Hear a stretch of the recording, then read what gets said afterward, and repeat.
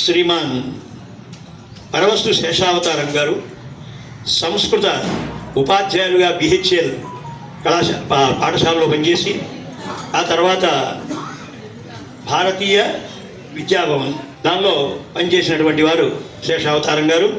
వీరు సంస్కృత పాఠాలు, అమరవాణి అనే దానిలో ప్రత్యేకమైన వ్యాసాలు, తర్వాత సంప్రదాయానికి ప్రత్యేకించి గ్రంథాలని అందరితో కలిపి ముద్రింపజేయడం, ఇలాంటి కైంకర్యంలో ఉన్నటువంటి మహానుభావులు. వారు తమ తిరుప్పావైని కూకట్పల్లి రామాలయంలో చెప్తూ ఉన్నారు. వారిని ఆహ్వానిస్తే వారు ఇచ్చేశారు. వారు ఈనాటి ఈ తిరుప్పావై సదస్సులో 11వ పాసురాన్ని చదివి దాని భావం ఒక 2 నిమిషాల్లోనూ, దానిలో ఉన్న ఒక విశేషాన్ని, ఒక దివ్యానుభవాన్ని మరొక 2 నిమిషాల్లో మొత్తం కలిపి ఒక 5 నిమిషాల్లో కనుక అందజేస్తే తర్వాత వారికి మరొక అవకాశం వస్తుంది. జై శ్రీమన్నారాయణ. ఇడాంబి రామకృష్ణ గారు, వీరు ఇందాక పరిచయం అయింది, వీరి కాలక్షేపం పూర్తయింది. వారికి ఒక చిన్న సన్మాన పత్రం స్వామివారి. వీరు బిహెచ్ఎల్ R&Dలో పెద్ద ఆఫీసర్గా పనిచేసి వచ్చిన వారు. ఉపన్యాసాలు రికార్డ్ చేసుకుంటారు.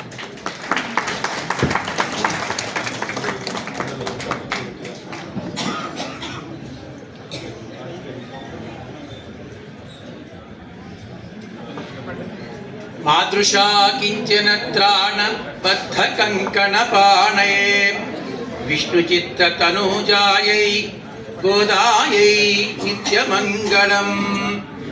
శ్రీ వెంకటార్య గురుదత్త రహస్య బోధం శ్రీశాంతరూరి కులవారిధి పూర్ణచంద్రం శ్రీరాఘమర్దన పటిష్ట కృపా సముద్రం గోపాలకృష్ణ గురువర్యం ప్రపద్యే.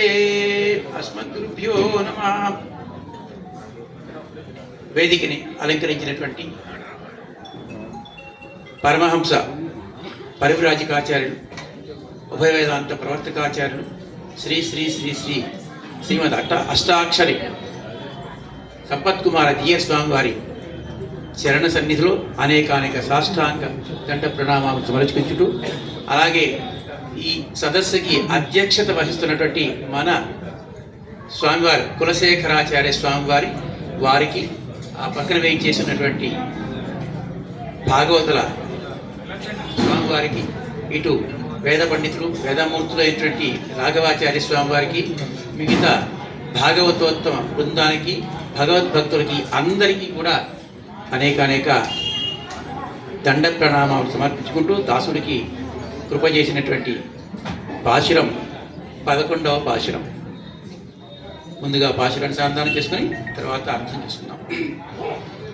கத்து கரவை கணங்கள் பல கறந்து செத்தார் அடிய சென்று சிறைச்செய்யம் குத்தமொன்றில்லாத கோவலர்தம் பொற்கொடியே உத்தரவலகுல் புனமயலே புத்தராய் சுத்தத்தோழிமார் எல்லாரும் வந்து நின் முத்தம் புகுந்து முகில் வண்ணன் பேர் பாட சித்தாதே பேசாதே செல்வ பெண்டாட்டி நீ எத்து குரங்கம் பொருளேலோரும்பாவாய் ఆండాళ్ దివ్య తిరువడిగలే శరణం.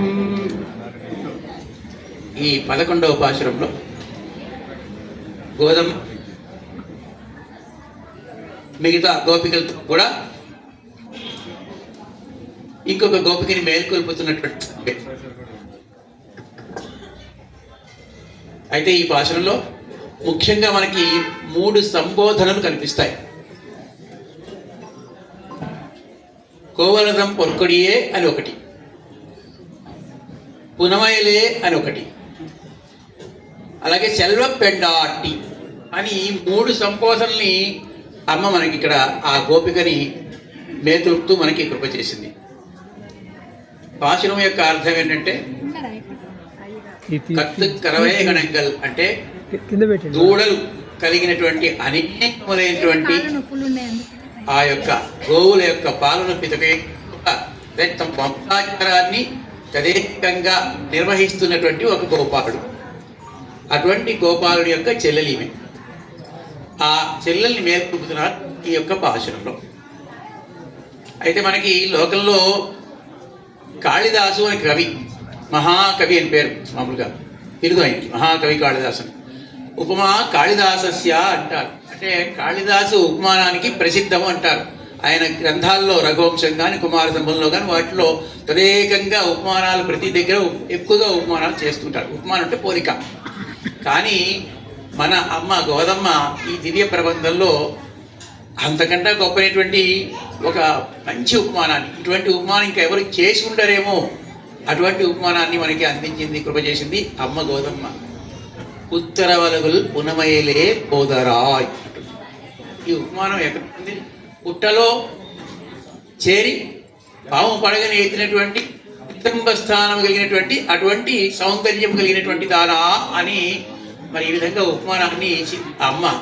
అయితే ఇది కొంచెం బయటికి ఎబ్బెట్టుగా కనిపించినా అంతరార్థంగా చూస్తే, వేదాంతపరంగా చూస్తే చాలా గొప్పైనటువంటి అర్థం ఇందులో ఇమిడి ఉంది. ఏమిటి అంటే జ్ఞాన భక్తి వైరాగ్యం అనేటువంటి మనకి ముఖ్యం. అయితే ఈ భక్తికి ముందు జ్ఞానం, తర్వాత వైరాగ్యం, ఈ రెండింటితో కూడుకుని ఉంటుంది. అంటే భక్తి సాధ్యములే రెండు, భక్తి రెండింటికి సాధకంగా ఉంటుంది. ఆ విధంగా మరి భక్తి వల్లనే మనకి జ్ఞానం కూడా కలుగుతుంది అని మనకి చెప్తారు పెద్దలు. దాన్ని మనకి ఒక 2 ఉదాహరణలతో మనం చూసుకుంటే, మహాభారతంలో ఒక ఉదాహరణ మనకి కనిపిస్తుంది. మాయాం నోపసేవే భద్రంతే న వృధా ధర్మమాచరే శుద్ధం భావం గతో భక్త్యా శాస్త్రాద్వే ద్విజనార్దనం అని సంజయుడు ధృతరాష్ట్రుడికి ఈ శ్లోకాన్ని చెప్తాడు. ధృతరాష్ట్రుడు అడుగుతాడు ధర్మాన్ని చెప్పని. ఆయన అంటాడు, శుద్ధం భావం గతో భక్త్యా, శుద్ధ భావానికి మాయాం అంటే నేను ఏదో మాయ మాటలు మామూలుగా అబద్ధాలు చెప్పనయ్యా, ఏమిటి శుద్ధమైన భావంతో, అది కూడా భక్తితోనే, భక్తి భావంతో, అదే శాస్త్ర పర్యంతంగా శాస్త్ర విరుద్ధం కానటువంటి ఆ విధంగా భగవంతుడిని తెలుసుకుంటున్నానంటే జ్ఞానం. ఆ జ్ఞానం తెలుసుకుంటున్నానని చెప్పేసి అదే చెప్తానని చెప్పేసి ఇక్కడ మరి జ్ఞానగమ్యం భక్తి ద్వారానే జ్ఞానం. ఆ భక్తికి జ్ఞానం మరి సాధకంగా ఉంటుందని చెప్పి ఈ శ్లోకంలో మనకు తెలుస్తుంది. తర్వాత ఇంకొక శ్లోకం చూస్తే ఇది జ్ఞానం. తర్వాత వైరాగ్యంతో పరమాత్మని యోరక్తో విరక్తో హ్యపరమాత్మని అంటారు. ఎవరైతే పరమాత్మ యందు రక్తులవుతారో, అనురాగం కలిగిన వాళ్ళు అవుతారో, వాళ్ళకి అపరమాత్మని, పరమాత్మ కాని విషయముల యందు ఇక వాళ్ళకి విరక్తి ఉండదు, ఇక విరక్తే కలుగుతుంది. లౌకికమైనటువంటి విషయాల్ని ఏవి చూసినా నచ్చో వాళ్ళకి విరక్తే కలుగుతుంది. ఇది కూడా మనకి ఒక ఉదాహరణగా మనకి తెలుసుకోవచ్చు. తర్వాత అంతేకాకుండా ఇంకొక ఉదాహరణ మనం చూసినట్టయితే, మార్పార్ మనం షుయిప్ప మంగయర్ టోల్ కైవిట్ అని అక్కడ కూడా మనకి చెప్తారన్నమాట సుసూక్తిలో. ఏమిటి అంటే, ఎప్పుడైతే మనకి భక్తి అనేది కలుగుతుందో అప్పుడు విరక్తి, అప్పుడు దాకా మనం లౌకికంగా ఏదో ఆ అంగనాలతోటి విధంగా తదేకంగా మరి ఉంటూ ఉంటాం, కానీ వాళ్ళ యొక్క చేతులను కూడా వాళ్ళ యొక్క ఇది కూడా విడిచిపెట్టేస్తాం అన్నట్టుగా ఇక్కడ మరి విరక్తికి కూడా చెప్తున్నారు. తర్వాత ఇదే కాదండి, మనకి మన పూర్వాచార్యుల్లో ఆళ్వాందాళ్ళు నాదముల్ని స్తుతిస్తూ ఒక శ్లోకం, అందరికీ తెలిసిన శ్లోకం ఇది. నమో అచింత్యాద్భుతాక్లిష్ట జ్ఞాన వైరాగ్య రాసయే నాదాయ మునయే గాథ భగవద్భక్తి సింధవే అని ఈ శ్లోకంలో ఆ నాదములని కీర్తిస్తున్నారు యామునాచార్య వారు, ఆళ్వాందార్ స్వామి. ఏమిటి ఈ శ్లోకంలో మొదటి పాదంలో మొదటి పంక్తిలో అచింత్య అద్భుత అక్లిష్ట, అచింత్యాద్భుతాక్లిష్ట జ్ఞాన వైరాగ్య రాసయే అని ముందు లైన్లో మొదటి పంక్తిలో చెప్పి జ్ఞాన వైరాగ్యములు అనేటువంటి ఒక రాశిగా చెప్పారు. అవి ఎటువంటివి? వారికి అచింత్యము, మన ఊహకు అందనటువంటి జ్ఞానము వైరాగ్యము, అద్భుతము ఆశ్చర్యం, అబ్బా ఇంత జ్ఞానం వైరాగ్యం ఉంటుందా అనేటువంటి అద్భుతమైనటువంటి కలుగుతుంది. ఇంకా మూడవది అక్లిష్టము, సహజమైనటువంటిది, కష్టం కాదు, సహజమైనటువంటి ఈ యొక్క జ్ఞాన వైరాగ్యాల్ని ఒక రాశిగా చెప్పాడు. అది చెప్పి ఆ తర్వాత రెండవ పంక్తిలో నాదాయ అగాధ భగవద్భక్తి సింధవే. భక్తి అనేటువంటి ఒక సింధు, అంత గొప్ప భక్తి లేనటువంటి వారిని చెప్తూ ఈ విధంగా ఈ శ్లోకంలో భక్తి సాధ్యాలైనటువంటి జ్ఞాన వైరాగ్యాన్ని ఒక రాశిగా, తర్వాత భక్తిని వేరుగా చెప్పడం వల్ల మనకి భక్తి ఆ రెండింటికి సాధకము అన్నట్టుగా ఉంటూ ఉంటుంది. సెల్వ పెండాటి ఆఖరి సెల్వ పెండాటి అని ఇంకొక సంబోధనని అమ్మ మనకి కృప చేసింది.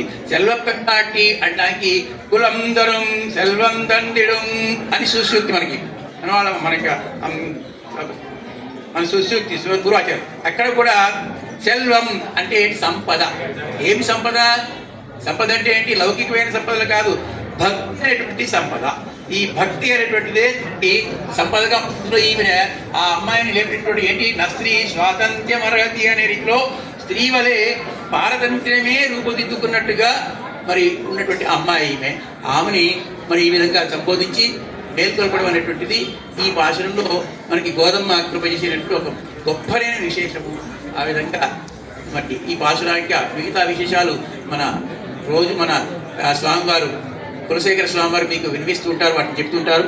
మరి అంతకన్నా ఎక్కువగా మాట్లాడడం నాకు కూడా సమయం అయిపోయింది కాబట్టి ఆండాళ్ దివ్య తిరువడిగలే శరణం